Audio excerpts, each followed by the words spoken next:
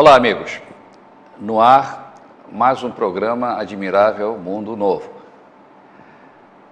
Eu pensei muito sobre o tema que eu deveria apresentar para os telespectadores e, aproveitando uma veia filosófica pela qual estou atravessando, eu decidi falar sobre um tema baseado numa palavra que há muita desinformação sobre ela. A palavra que eu me refiro é amizade. Hoje em dia, a coisa mais fácil é chamar as pessoas de amigas. Mas será que elas realmente são amigas? Verdadeiras amigas? Ou são falsas amigas? Ou não tem? São conhecidos, colegas, vizinhos, pessoas que a gente conhece de vista e cumprimenta, mas não tem nada a ver com amizade mesmo. Normalmente, pela educação que em média nós recebemos, o nosso senso de amizade começa na infância, quando a gente vai para a escola ou quando a gente mora numa rua que tem muita criança e a gente começa a brincar. E nessas brincadeiras surgem empatias, que às vezes se transformam em simpatias e a amizade vai para frente, ou se transformam em antipatias e a amizade se corta na mesma hora. Também quando a pessoa chega por volta dos 14 anos, em que sabidamente todo ser humano vive uma crise de inconformismo nessa idade, e que muitos pais desesperados com os filhos chamam de idade da aborrecência, essas pessoas tendem a querer se livrar dos laços ou do jugo familiar, paterno e materno, e eles se entregam de corpo, alma e espírito aos amigos e amigas, que podem ser da turma, da escola, do clube, por aí vai. E aí essas pessoas esgotam o seu tempo procurando ficar o tempo todo ao lado dos amigos. E muitas vezes esquecem suas obrigações, seus deveres, porque a única coisa que importa é zoar, termo técnico, né? Com os amigos e amigas. Bem, quando a gente chega na idade adulta, a gente se dá conta de que 80%, 90% dos amigos e amigas da infância e da juventude ficaram para trás. A vida adulta traz outros caminhos e muitos dos amigos não acompanham os caminhos que a gente segue. E com isso ocorre que anos se passam, a gente perde contato. E daí? E daí às vezes a gente se encontra na rua, oi, poxa, aparece lá em casa, há quanto tempo, vamos conversar, sim, e não aparece. Estes, na realidade, foram conhecidos, companheiros de farra, etc., mas não foram amigos. Eu, uma ocasião, fiz uma introspecção e cheguei à conclusão que eu não era exceção à regra. E a maior parte dos amigos que eu tive na infância sumiram da minha vida.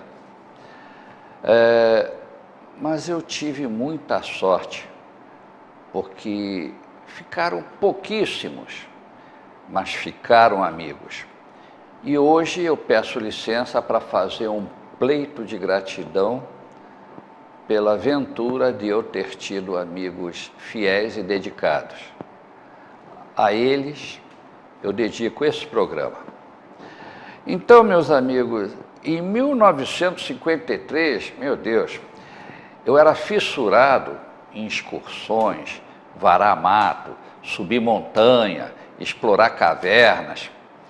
E eu tentei, com meus amigos, entusiasmar algum que quisesse fazer esse tipo de programa do qual eu gostava. Então, vou apresentar a vocês um amigo daquela época. Peço aí à produção que coloque a foto. Esse amigo chama-se Celso de Omena Brando. Aqui estamos nós dois, numa excursão no Rio de Janeiro, na Floresta da Tijuca, a famosa Floresta da Tijuca. Pois bem, 1953, 60 anos, 61 anos para ser mais exato, se passaram. O ano passado, 2013, eu fui ao Rio e encontrei esse amigo. Aí está a foto do nosso encontro. Vocês vão notar que estamos um pouco mais maduros, mas aí está, e a amizade nunca se perdeu. Havia também uma turma que eu consegui, que era muito especial. Eram 3 amigos, comigo eram 4 amigos. Nós nos auto-intitulávamos os 4 mosqueteiros. Então, nós temos aqui uma foto tirada em 1956, também na Floresta da Tijuca, e nós tínhamos o costume de passar os fins de semana varando o mato, descobrindo cavernas, cachoeiras, subindo montanhas, acampando no meio do mato. E olha, para nós contávamos os dias que faltavam para chegar no sábado ou no domingo, porque o nosso sonho dourado de consumo naquela época era caminhar varando o mato. Então aqui estão 3 dos mosqueteiros que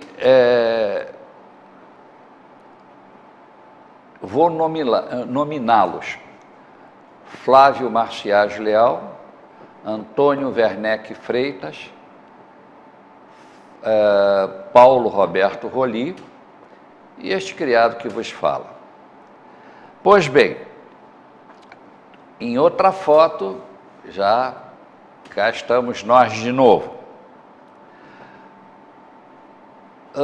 Em um desses amigos, Flávio Marciage Leal, ele, por característica dele, ele gostava de tudo que era oculto, misterioso, fora do normal, sobrenatural, e na sua maturidade ele se transformou num estudioso, num místico, e ele criou muita coisa e teve alguns discípulos. Nós, volta e meia, trocávamos ideias, porque eu também gostava desse assunto, e uma ocasião, em 1957, nós fomos para Petrópolis, na casa de campo dos pais dele, e tiramos essa foto que vocês estão vendo. A identidade era tanto que a gente tinha até o uniforme da turma. Era a calça americana, que era o símbolo da rebeldia da época, a época do James Dean, e também um blusão, que também era a marca registrada. Nas costas do blusão tinha assim, Panteras Country Club, que era o nome que nós tínhamos formado ao nosso clube de excursionismo. Bom, de 1957 passaram-se os anos, e em 1999 o Flávio Marciage Leal veio a convite fazer uma palestra aqui em Florianópolis sobre o tema Wicca, ou seja, o Flávio era um Wicca, era um bruxo, não bruxo de tirar coelho de cartola, não bruxo de fazer sopinha de rabo de lagartixa com orelha de morcego, não bruxo de usar chapéu pontudo e dizer abracadabra. Não, não, a magia dele era mental. E ele conseguiu a façanha de encher um auditório de gente interessada no que ele chamava de a antiga religião, no tempo em que o Deus era a deusa, e ele era um adepto da grande deusa. Pois bem, aqui vocês vão encontrar umas 4 fotografias do evento em que ele pontificou. E fez sucesso porque ele saiu daqui e muita gente escrevia para ele, telefonava para ele no Rio de Janeiro, onde ele morava, e as coisas... Ele dava assessoria para a turma que queria estudar a VICA. Bem, falemos um pouco do Antônio Werneck de Freitas, Tony, como ele é conhecido até hoje. Aqui nós temos uma foto de 1956, ele pendurado numa corda lá na Floresta da Tijuca. E bons tempos, sem dúvida. E o tempo passou, para variar, e em 2003 chegou a hora do Tony, acompanhado da sua caríssima esposa, vir me visitar aqui em Florianópolis e passamos aqui alguns dias muito agradáveis em que eu banquei o Cicerone e o levei para conhecer a nossa querida Ilha da Magia. Aqui temos a primeira fotografia, ele e eu posando lá na minha casa, e a segunda fotografia, ele em companhia da esposa, lá na ilha de Anhatomirim, que ele foi conhecer também. Havia um outro integrante, o último, Paulo Roberto Roly. De todos, a minha admiração por ele é que desde criança, enquanto que os outros estavam em dúvida existencial sobre a carreira que iam seguir, ele sempre soube o que ele queria ser. Ele dizia, eu vou ser polícia civil. E não deu outra. Assim que ele terminou o exército, ele entrou para a escola de polícia. Fez a academia e durante 30 anos ele foi policial civil no Rio de Janeiro. Acredito que de todos nós ele foi o mais realizado profissionalmente, porque ele tinha amor ao que ele fazia. Mas aí está a fotografia dele, vejam como era o Paulo na juventude. Ele, dos 4 mosqueteiros, era Portos, a força. Vamos para os nossos intervalos e eu vou contar depois o que aconteceu com o Paulo. Não saiam daí.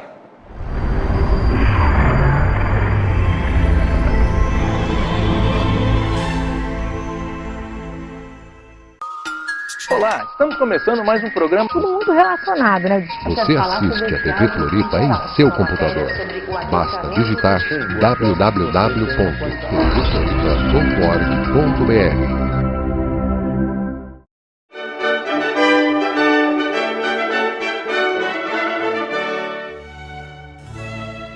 O centro histórico é o cenário afetivo de Florianópolis. A alma de uma antiga cidade portuária, com sua alfândega, seu mercado que sempre acolheu através do tempo o comércio e as tradições da sua gente.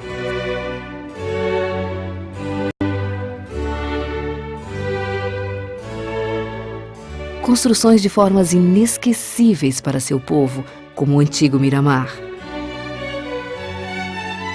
Para todos nós que aqui vivemos, a cultura e a história da cidade se apresentam a céu aberto. Da Fundação Cultural Franklin Cascais para nós.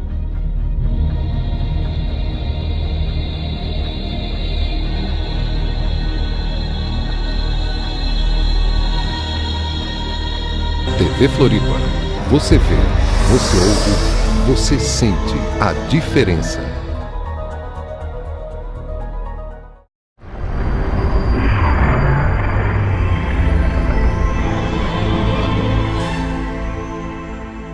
Ok, amigos, estamos de volta no nosso programa Admirável Mundo Novo, falando sobre a amizade, a verdadeira, bem entendida. Então eu estava contando que o quarto mosqueteiro Paulo Roberto Roli, membro da Polícia Civil. Ele chegou o dia em que realmente ele se aposentou. Depois de aposentado, ele continuou dando assessoria em empresas de segurança, foi professor da escola de polícia, por sua vez, e um belo dia ele disse, não, vou pendurar as chuteiras. E pendurou. Em 2013, aconteceu que o Flávio, o mais velho dos 4 mosqueteiros, teve sérios problemas de saúde. Ele sempre teve a saúde delicada, mas de uns anos para cá, o estado de saúde dele se agravou bastante. E chegou um momento em que eu, acompanhando, a gente sempre estava em contato por e-mail, por telefone, às vezes calhava de eu ir a Rio, eu os visitava, de vez em quando eles me visitavam, e chegou um momento que eu disse, o Flávio não dura muito. E eu tomei a decisão de ir visitar o Flávio para, entre aspas, me despedir. Avisei meus amigos e, em março do ano passado, 2013, desembarquei no Galeão e estavam o Paulo e o Tony me esperando. E aí foi aquela alegria. Saímos, fomos passear e, para relembrar os tempos da juventude, a primeira coisa que nós fizemos, de carro, fomos até a Floresta da Tijuca. E no momento em que nós entramos na Floresta da Tijuca, meus amigos, parecia que a gente tinha viajado na máquina do tempo. Todas aquelas recordações afloraram. Bem, para vocês terem uma ideia, aí está a Floresta da Tijuca, o próximo slide. Estamos de cara, Paulo e eu, na Cascatinha, que é um ponto turístico que todo mundo conhece no Rio de Janeiro. Era a partir dali que começavam nossas aventuras na década de 1950. Então, eu e o Paulo. A outra fotografia é a entrada da floresta, mais uma fotografia, mais 2 fotografias sobre a Cascatinha, vista de ângulos diferentes. Olha, eu fecho os olhos e eu ouço o ruído da Cascatinha, um ruído muito particular, muito característico. Temos mais uma foto em que desta vez o Paulo e o Tony posam para a posteridade e nós entrávamos por aqueles caminhos que eram inúmeros, conhecíamos aquilo como uma palma da mão. E normalmente, quando a gente estava a fim de subir em montanhas, a gente tinha um lugar chamado Bom Retiro, lá para dentro da floresta, e ali tinha entrada para Pedra da Gávea, Pedra do Acha, Pedra da Tijuca. A Pedra da Tijuca era o ponto mais alto do Rio de Janeiro, com 1.021 metros de altura.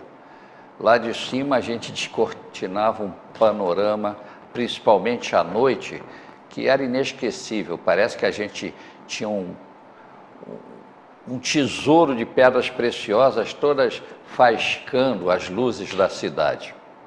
E quantas vezes nós dormimos no alto da Tijuca, sentados na escadaria de pedra que dava até o topo, e ficava lá só apreciando a cidade e conversando, porque a diversão daquela época era conversar.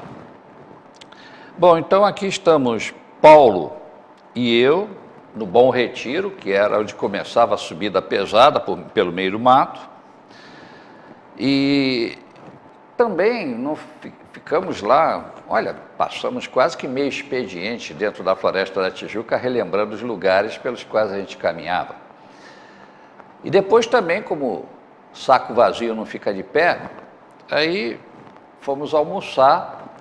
E, bom, mais uma foto da minha aventura, dessa vez em companhia do Tony e do Paulo. Em outra ocasião também convidamos o Celso. E aí, a próxima fotografia, vocês encontram o Paulo, o Celso e o Tony. E também, finalmente, Paulo, Jaime e Tony no mesmo restaurante. Ok, nós estávamos nos preparando moralmente para ir visitar o Flávio, que estava na sua casa, como já disse, com sérios problemas de saúde, por isso que ele não pôde estar conosco na nossa visita de lembranças da nossa infância na Floresta da Tijuca. E numa sexta-feira, à tardinha, fomos visitá-lo e, como sempre, fomos recebidos magnificamente por ele e pela família dele, a esposa, a sogra. E ficamos lá relembrando, conversando, e a gente sentia que o Flávio não estava bem.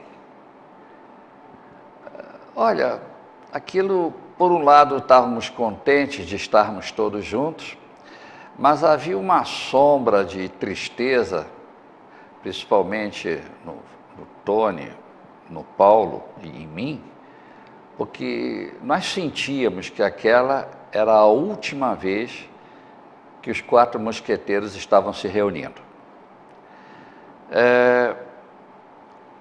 Chegou a hora de nós nos despedirmos, porque a gente sentia que o Flávio estava esgotado. Então, pedimos licença, nos despedimos da família e um por um de nós nos despedimos do Flávio, lógico, não dizendo adeus, mas dizendo, bom, Flávio, olha, melhoras, vamos nos encontrar, você logo, logo vai sair dessa, se bobear, vamos fazer um passeio de novo pela Floresta da Tijuca, como nos bons tempos. E ele abraçou um por um. Quando chegou a minha hora, a minha vez, eu fui o último a me despedir dele, eu olhei bem para ele e disse, bom, Flávio, nos vemos pelas esquinas da vida. Assim que você sair dessa, eu estou te esperando lá em Florianópolis, para você dar outra palestra sobre a VICA. E o olhar dele foi devastador. Ele olhou para mim, ficou me olhando e só disse uma palavra, sei. E aí se aproximou de mim, me deu um abraço que, sei lá, foi uma coisa diferente. Eu senti que ele estava dizendo silenciosamente, adeus. E aí me deu um nó na garganta, né, natural. Então, bati nas costas dele e disse, olha, boa sorte, nos vemos, sempre nós vamos nos ver. E ele disse, com certeza. Essa foi a última vez que eu o vi. No dia seguinte, embarquei de volta para Florianópolis, porque isso foi num sábado. No domingo eu tinha que dar aula. No sábado à noite, eu estava em casa, bate o telefone, era o Tony. Eu digo, e aí, Tony, tudo bem? Olha, mais ou menos, parece que nós calculamos na tampa. O Flávio acaba de ser internado e, nesse momento, ele está em coma na UTI. Bom, passou-se uma semana em que eu ligava para saber do estado do Flávio. Tinha dia que parecia que ele estava melhor, tinha dia que parecia que ele estava pior. E por força dos meus trabalhos, na sexta-feira seguinte, eu tive que viajar para Porto Alegre, onde eu ia participar de um congresso na qualidade de palestrante. Eu dei a minha palestra no sábado e no domingo eu voltei para Florianópolis.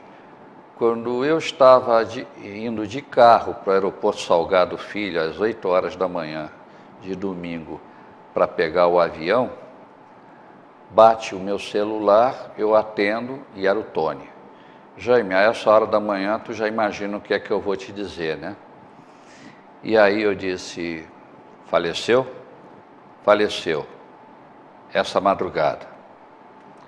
Bom, ficou aquela sensação de vazio. O primeiro dos 4 mosqueteiros tinha ido. Até hoje, sempre que eu tenho que pensar em amigos, eu penso nesses 4. E é a eles que eu faço meu pleito de gratidão por eu ter tido o privilégio, a honra de tê-los como amigos e, como consequência, acreditar que a verdadeira amizade existe. Eu alerto a todos os jovens que ainda não chegaram até os 20 anos de idade, que jogam todas as suas fichas de tempo e de esforço aos amigos que na realidade são companheiros de farra da juventude, mas em algum momento da vida deles eles vão descobrir que foram importantes na vida deles, mas que não foram os verdadeiros amigos. Os verdadeiros amigos são coisas boas para se guardar bem lá no fundo do peito. E eu guardo os meus. Agradeço também aos colegas, aos conhecidos, quantas pessoas. Mas os verdadeiros amigos, esses não saem daqui. Minhas homenagens e meu voto de carinho e fidelidade a essas amizades. Eu espero que vocês tenham coisas para pensar em função do que eu disse. E desejo uma ótima semana para vocês e até o nosso próximo encontro, semana que vem, neste mesmo horário. Um grande e cordial abraço para todos. Até a próxima!